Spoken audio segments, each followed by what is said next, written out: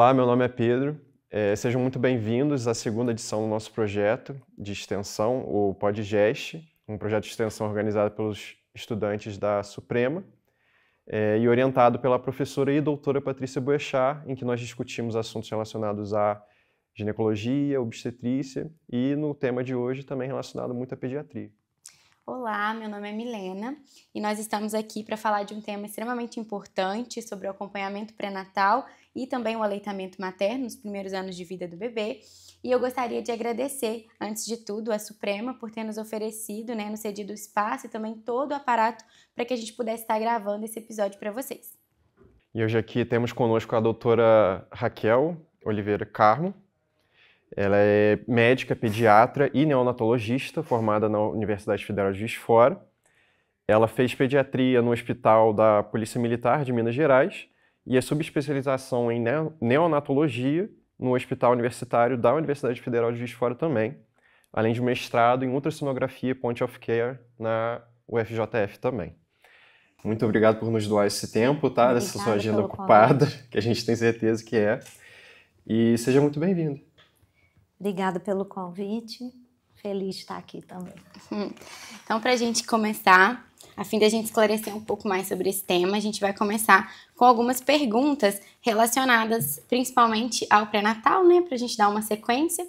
E para a gente começar, eu gostaria de te perguntar, de que forma o pré-natal ele pode prevenir as complicações no parto e também problemas futuros na saúde do bebê? Então, o pré-natal é onde tudo começa, na vida do bebê. Desde a pré-concepção até o nascimento dessa criança, tudo que acontece nessa trajetória é importante para que essa criança tenha um desenvolvimento saudável no futuro. Então, o pré-natal, ele, principalmente se ele for realizado antes, se ele começar antes mesmo da concepção desse bebê, com o uso das vitaminas, os exames da sorologia serem feitos antes dessa concepção, esse preparo dessa mulher nessa gravidez, isso seria o mais adequado para esse bebê. Então, nós sabemos que o uso de vitaminas, do ácido fólico, para prevenir doenças de neurodesenvolvimento desse bebê, assim como a reposição de ferro na gravidez, as sorologias para poder acompanhar essa mãe, tanto se ela adquira alguma infecção nessa gravidez, tanto para o tratamento de alguma infecção que ela possa ter e que seria importante que fosse tratada desde o início do pré-natal, como a infecção pelo vírus HIV, desde a concepção, uma mãe que tem um diabetes, seria importante que esse diabetes estivesse controlado. Então, são muitas situações rotineiras da saúde da mulher que seriam importantes que estivessem bem controladas para que ela tenha uma gravidez tranquila e que esse bebê ele se desenvolva da forma mais segura possível. Ok, você falou a respeito da diabetes, do HIV. Quais os riscos que você pode pontuar para a gente que o não fazer o pré-natal pode gerar para esse bebê? Porque a gente sabe que a mãe tem que estar com tudo controlado, mas como a gente pode ver esses riscos na saúde do bebê? Bom, o governo federal instituiu a Rede Cegonha no intuito de melhorar a qualidade e humanizar tanto o pré-natal quanto a assistência a essa mãe e esse bebê, mesmo após o nascimento da criança e a fase puerperal dessa mulher. Então, essa estruturação de melhora de qualidade, nessa fase da vida da mulher e da criança envolve um número mínimo de consultas de pré-natal, exames que devem ser realizados, orientação dessas mulheres e coisas básicas, simples que podem ser feitas nesta fase, como por exemplo, aferição de pressão arterial no intuito de detectar alguma doença hipertensiva da gravidez, que pode levar a uma pré-eclâmpsia, né? E que traz problemas para esse bebê, se não conduzido adequadamente durante tanto a gestação quanto após o nascimento desse bebê ou para o próprio nascimento dessa criança. O tratamento da sífilis na gravidez, por exemplo, com medicamento de baixo custo, né, injetável, e previne complicações para esse bebê após o nascimento, e inclusive para essa gestante também, quando ela não é tratada, né, de uma doença infecciosa que ela adquire ou antes da gravidez ou durante a gravidez. Alterações de glicose na gravidez também, que podem causar macrosomia fetal, hipoglicemia ao nascimento, podem predispor, né, são fatores de risco para alguma alteração ou malformação cardíaca nesses bebês e que, se detectadas precocemente, o ideal até pré-concepção, como eu havia falado, mas se detectadas precocemente, traz uma evolução e um desenvolvimento mais saudável para essas crianças. Esses exemplos que eu citei, quando identificados numa consulta de pré-natal e tratados de forma adequada, eles reduzem complicações tanto para a mãe quanto para esse bebê, tanto durante a gestação quanto após o nascimento da criança. Então, doutora, você falou dessas doenças super prevalentes, né, questão da diabetes, da pré-eclâmpsia relacionada à hipertensão, na gravidez, né, e da sífilis também. Mas eu gostaria de perguntar um pouco mais sobre a sua experiência clínica, ainda mais como neonatologista na UTI. Essas questões elas são muito detectadas no pré-natal, mas enquanto ao ambiente do tratamento intensivo, assim, como que essas doenças se manifestam mais? Quais doenças você vê mais nessa vivência na UTI? No ambiente da UTI é frequente esse tipo de paciente, né?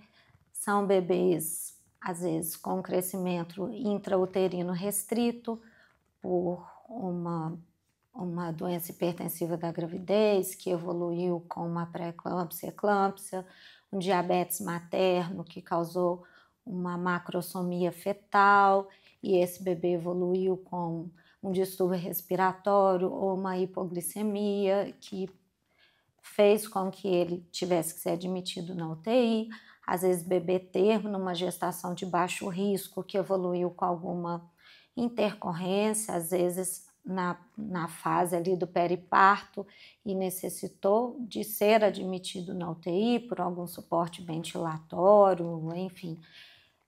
Ou bebês que apresentaram alguma infecção, tanto no pré-natal ou detectada no período após o nascimento e precisou de internar para esse tratamento. Então, é uma população frequente no ambiente da UTI neonatal. Então, doutora, você diria que esses casos, porque eu imagino que os casos que chegam para você na UTI são, obviamente, casos agudizados, casos mais graves, né?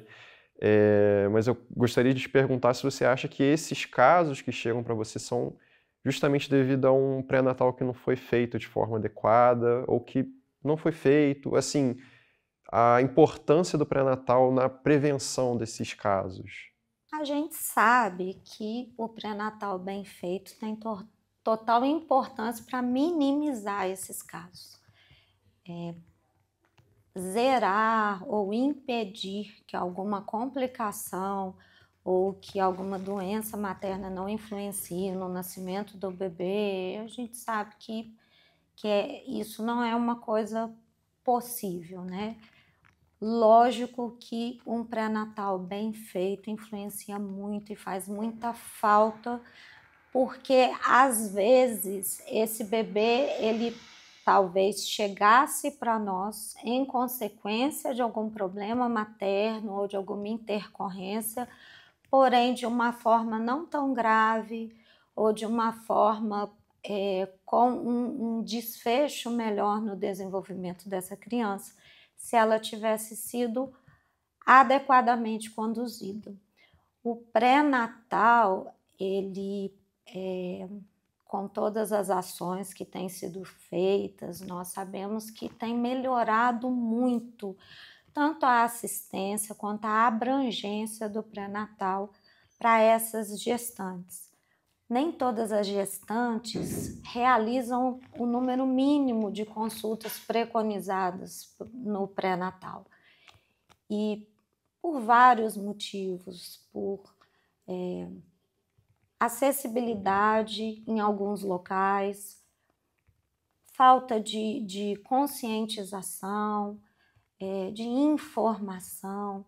Então, várias medidas ainda podem ser feitas para que uma melhora na qualidade, tanto da assistência do pré-natal, tanto no envolvimento dessa mulher na vida dela, junto com o seu bebê, que começa antes do parto, para que ela ocorra da forma com menos intercorrência possível, da forma mais saudável.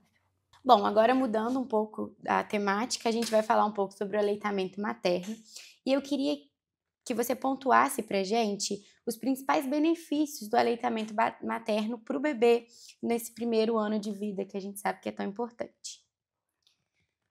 O aleitamento materno, ele é a forma natural de vínculo, a mais barata e natural de vínculo entre a mãe e o bebê após o nascimento dessa criança. O aleitamento materno, além de fortalecer o vínculo entre a mãe e o bebê, ele é um fator protetor para essa criança. O leite materno, ele possui proteínas de melhor digestibilidade e biodisponibilidade que o leite de vaca, por exemplo, facilitando a digestão desse bebê.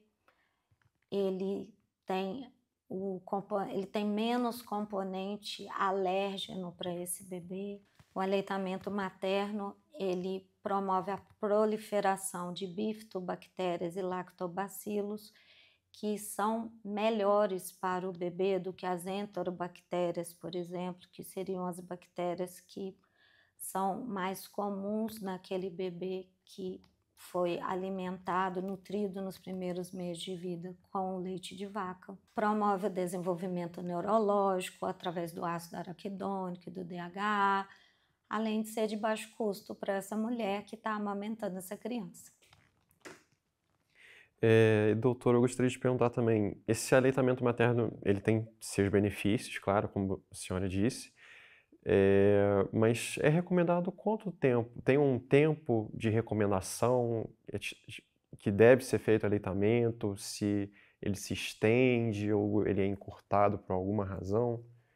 Ideal 6 meses, os primeiros 6 meses de vida, essa criança receba aleitamento materno exclusivo. Isso, condições ideais.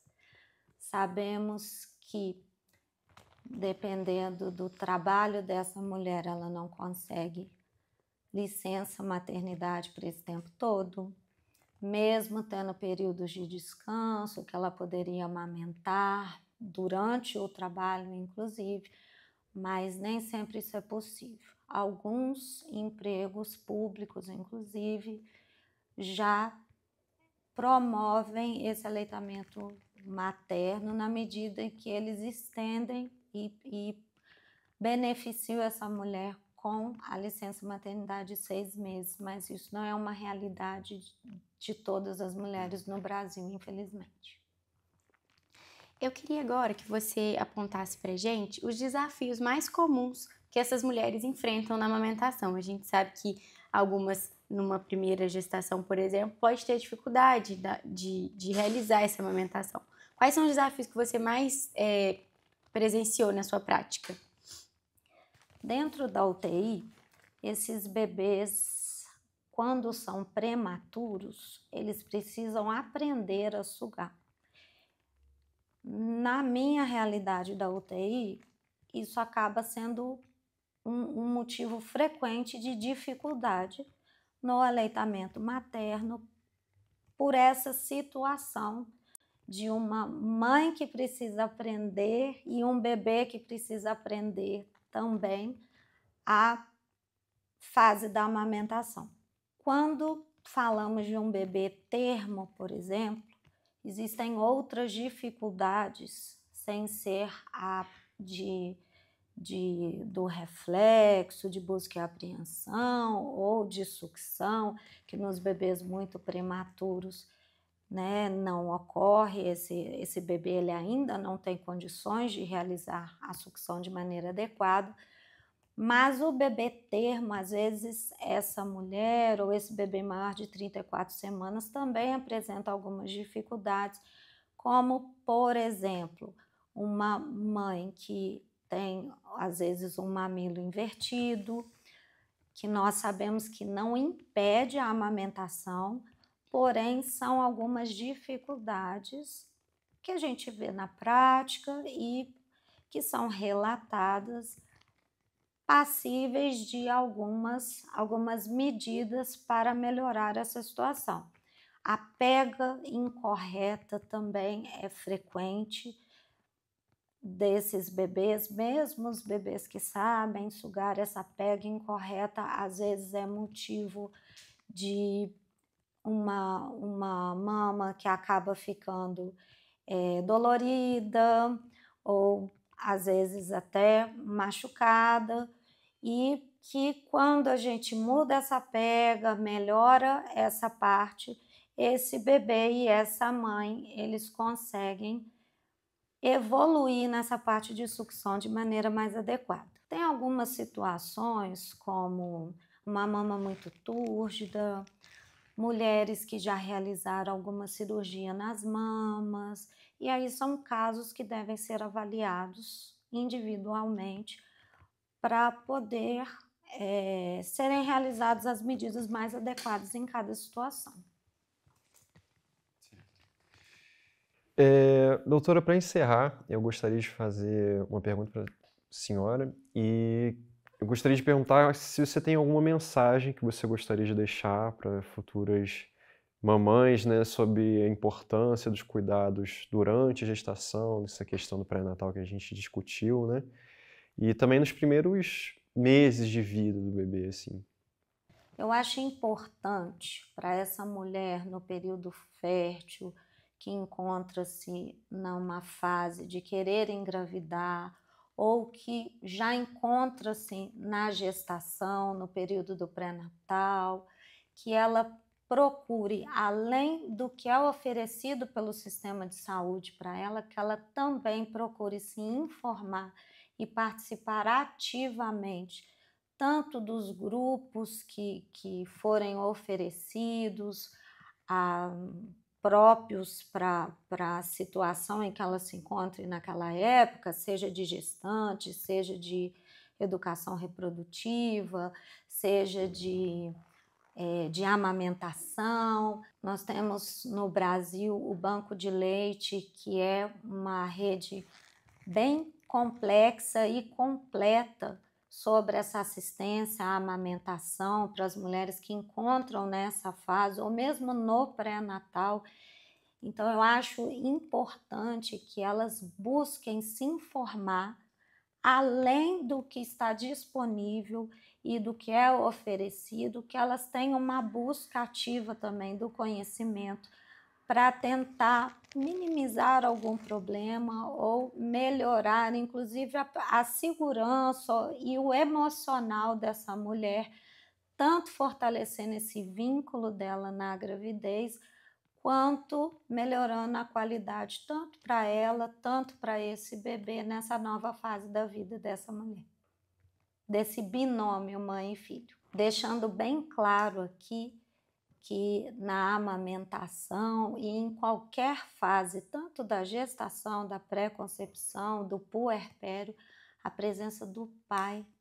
Então, além desse binômio, trinômio, né? Além da mãe e o filho, a mãe e o filho e a presença do pai, o apoio emocional que essa gestante puérpera precisa em toda essa fase, essa presença do companheiro dando apoio tanto para essa mulher, tanto criando o vínculo com esse bebê, é de extrema importância para que tudo dê certo nessa jornada também. Então, pessoal, a gente chega ao fim de mais uma edição, da nossa segunda edição do nosso podcast, onde a gente conseguiu fazer uma discussão muito legal sobre a importância do aleitamento materno e da realização do pré-natal.